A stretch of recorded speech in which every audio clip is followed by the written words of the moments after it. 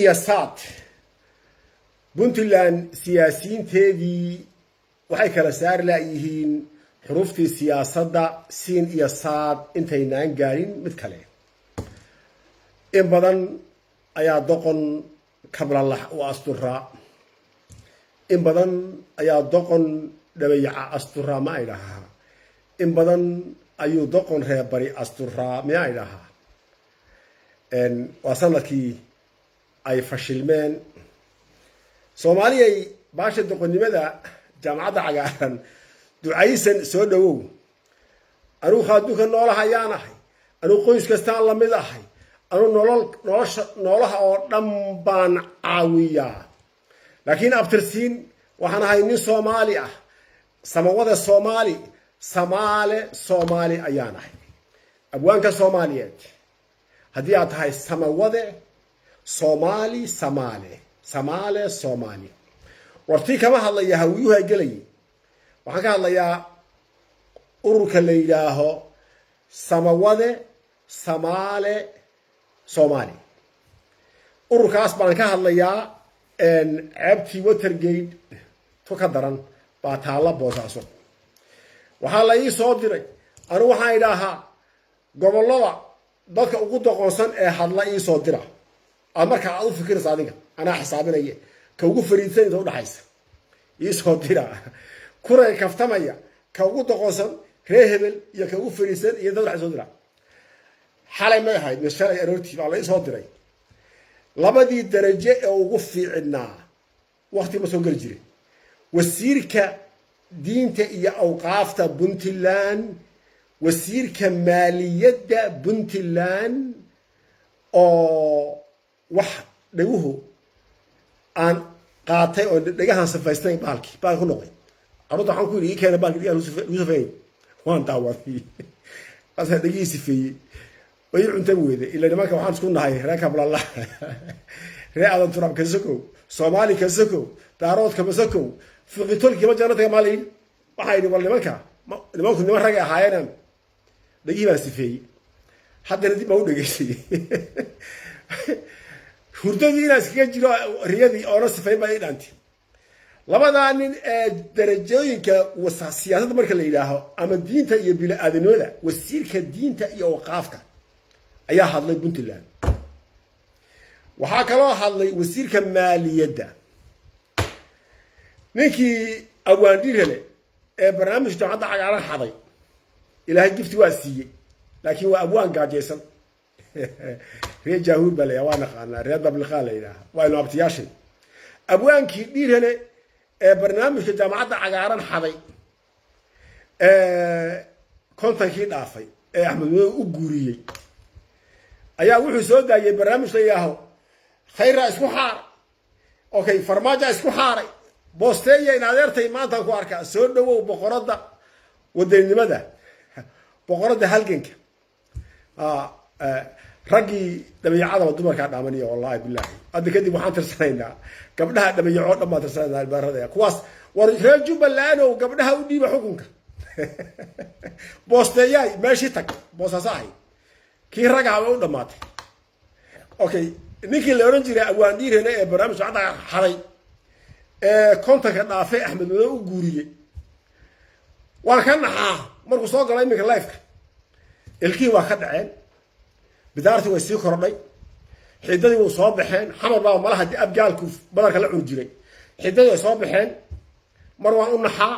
mar waan ka naxaa waxaa intaana iloobin axmed tuke warba ninka saa ugu halgamaya ayuu ilkaha u gelin waayey uu koofiyad fiican u xidhi waayey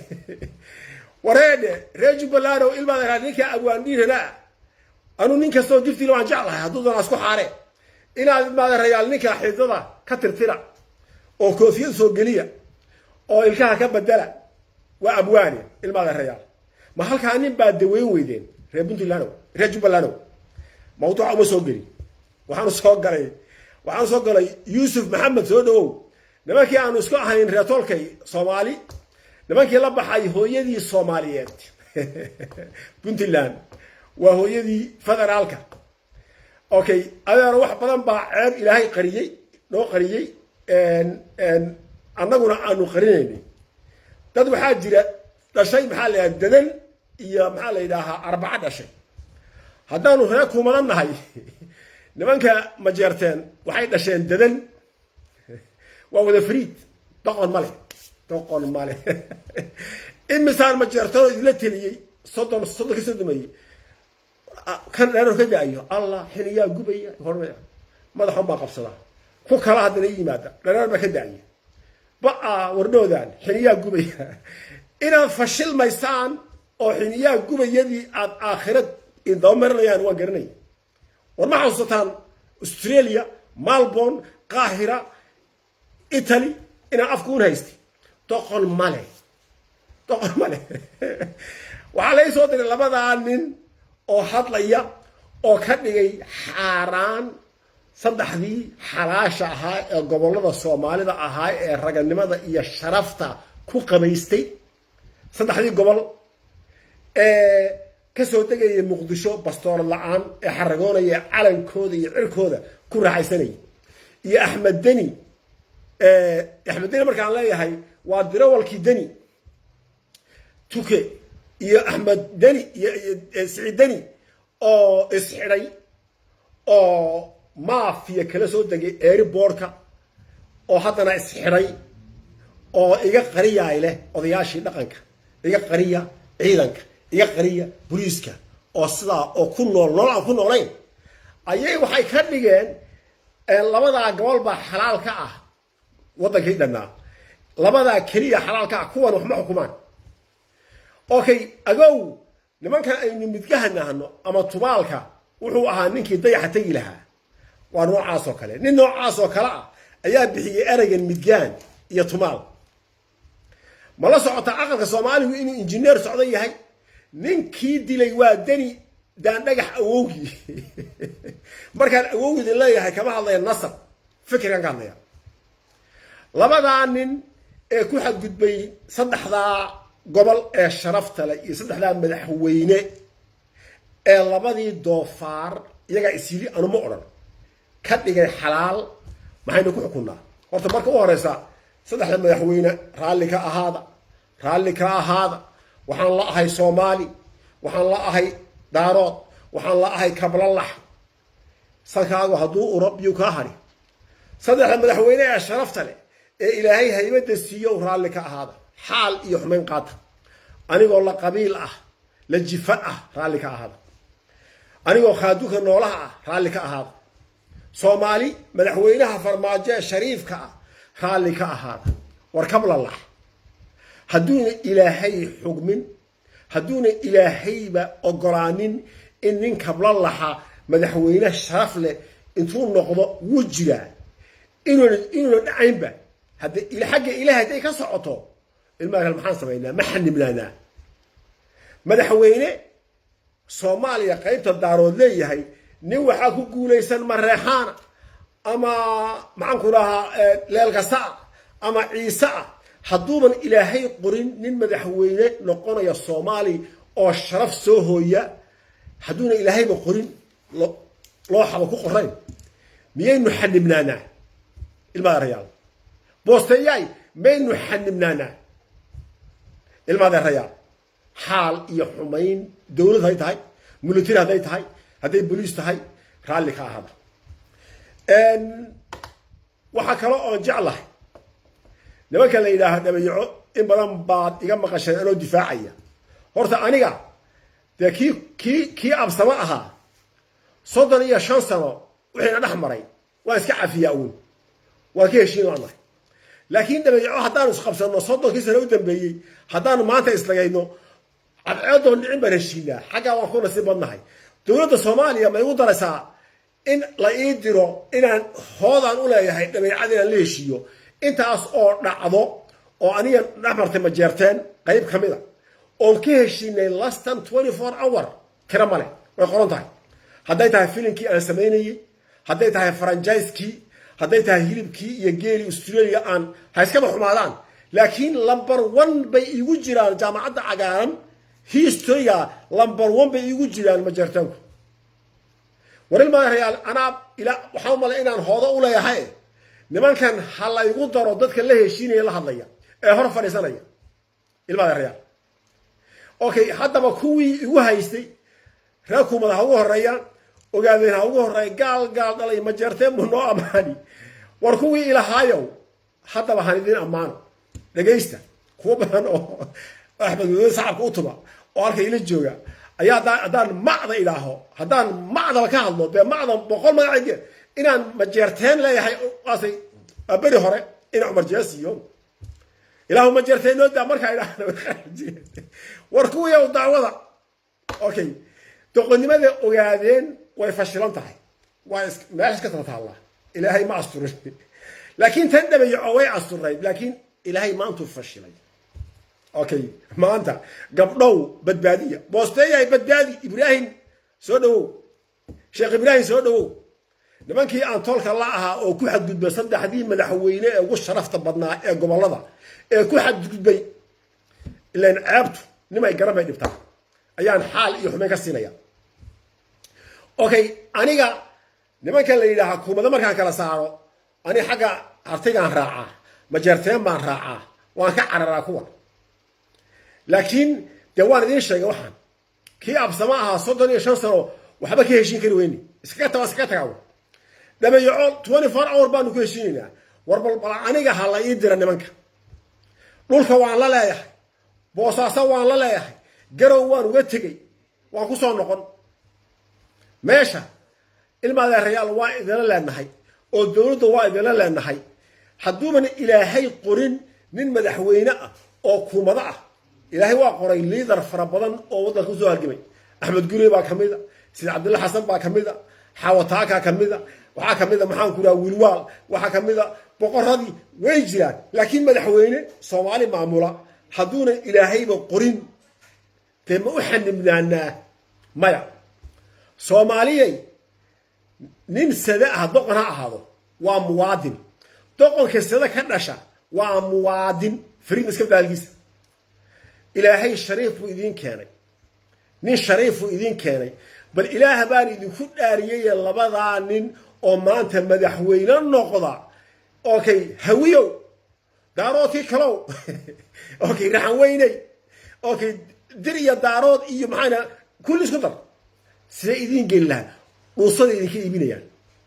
haddaan idin sheegaya Soomaaliya soo anuu kaba dhalan daarood oo kaba xamay haddii ilaahay nin fariida keena garanay laakiin waxaa nagu badan doqonka haddii nin doqona madaxweyne noqdo danidaan dhagax oo kale iyo axmed madoobe hawiyaha iyo isaaqa iyo raxanweynta iyo jareer iyo barwaani iyo isku dar xaarka ayaan ka iibinaynaa foox baa ka dhigaysan war nin daarooda waxaad ka qaadataan kabla lax ka tagaa okay ka fiican laftiisa okay hanjagarayno idima lihi kulli dadaya laakiin sidiisaba ilma adeerayaal ninka la yidhaaha deni iyo labadaa nin ee wasiirka ee mididiintii matalayo waxay ku hadleen waxaan rabaa dadka aqoonta u leh horta ii soo dira nimankani puntland ha ahaadaane ma dhabayaca ma dhulbahanta kolley buruufta waan garan waa dhabayacadiyay kala yihiin ma saddexdii laandheerahaaba reerka aan ugu aqoonta badnahay ee ku takhasusay doqonnimadan ku takhasusay laba reer baa u badan waa ogaadeenka iyo majeerteenka waan ku takhasusay intaasoo biyaja ku qaatay saddexda maxamuud saleebaan dhaqankoodu waa saddexda lafood ee jidwa way kala matalaan haddii aad ciyaar idin fasiro taqaanaan reer jigjiga jid waaqa inta lafa yihiin iyo saddexda maxamuud saleebaan waa kala dhaqan cumar maxamuudka waxay la mid yihiin abaskuusha la dhaqan yihiin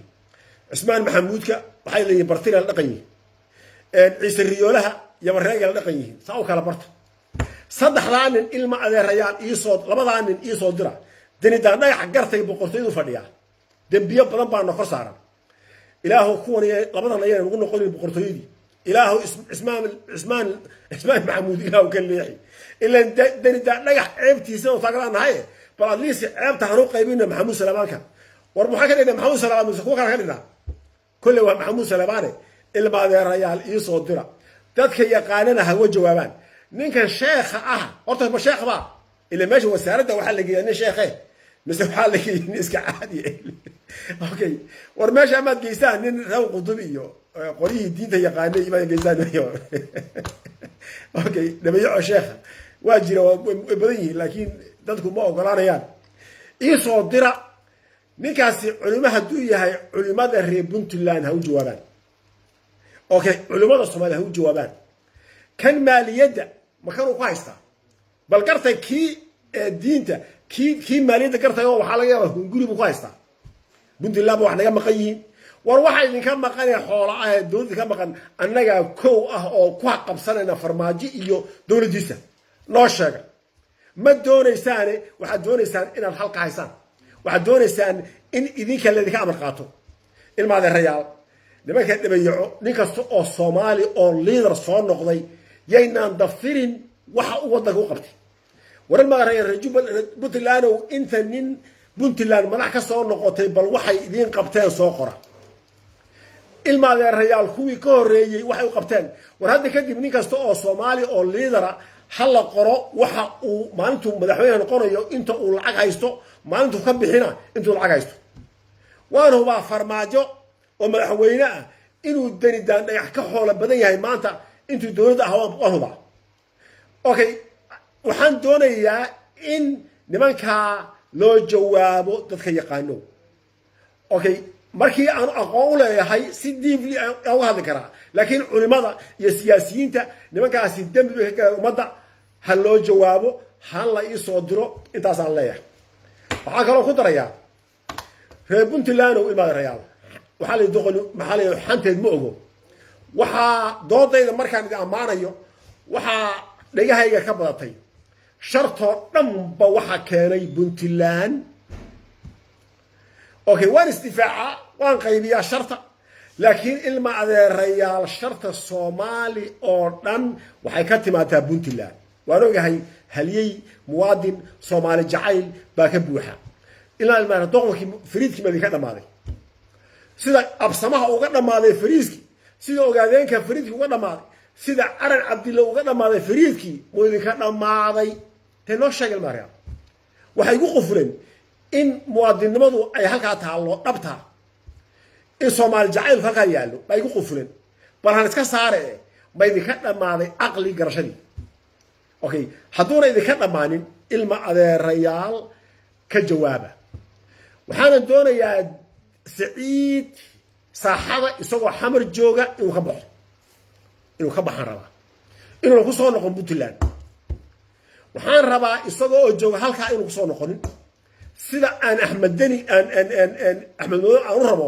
inuu soo noqon hadii kale adeero bahasho waxyaalaha kale oo la yaab kale ee ka akhriyo waxa kamid ah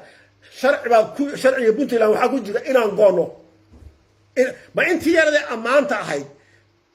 Puntland waxaan ugu jeclahay maalintii u horeysay la bixiyay ayaa markay bixiyeen baan ku yiri baga Jubaland ma Puntland markay bixiyeen yaan ku yiri waa ku aamusi Somaliland waa maalintan jeclaaday magaca Somaliland ma jeclahay laana waddanka waa Soomaali laakiin Soomaali nacaybka